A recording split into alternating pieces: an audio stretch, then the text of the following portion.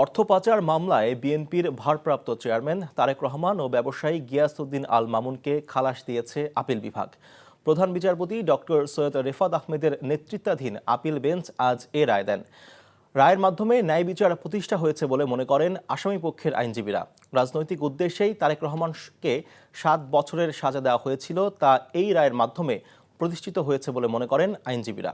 রিপোর্টে আরও জানাচ্ছেন হাসান জাবেদ।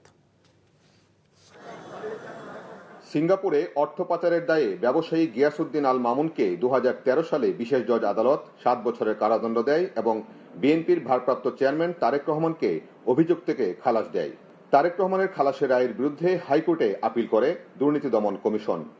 শুনানি শেষে 2016 সালে তারেক রহমানকে 7 বছরের কারাদণ্ড এবং 20 কোটি টাকা জরিমানা করা হয়। হাইকোর্টের রায়ের বিরুদ্ধে গিয়াসউদ্দিন আল মামুন আপিল করেন।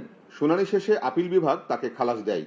আপিল না করলেও খালাসের এই রায়ের সুবিধা পাবেন তারেক রহমান।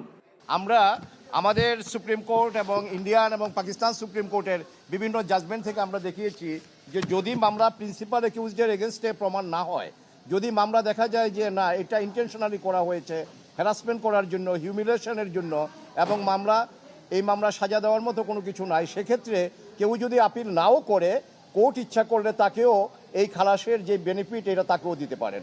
এইভাবে আমাদের প্রেয়ার ছিল।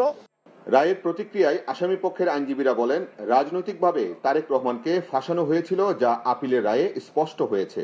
তারেক রহমানকে এই হাইকোর্টের দেওয়ার যে 7 বছরের সাজা এবং 20 কোটি টাকা জরিমানা, এই জরিমানা থেকে ওনাকে অব্যাহতি দেওয়া হয়েছে এবং ওনার বিরুদ্ধে অ্যাপিল বিভাগ সাক্ষী পর্যালোচনায় এবং মামলার বিষয়াদি আলোচনা করে ওনার বিরুদ্ধে মামলার কোনো অফেন্সের কোনো ইনগ্রিডিয়েন্ট পাওয়া যায় নাই এবং ওনাকে এই মামলার দায় হতে অব্যাহতি দেওয়া হয়েছে এবং ওনার যে সম্মান এবং অবস্থান ক্ষুণ্ণ হয়েছে সেটিকে ফেরত দিতে বলা হয়েছে।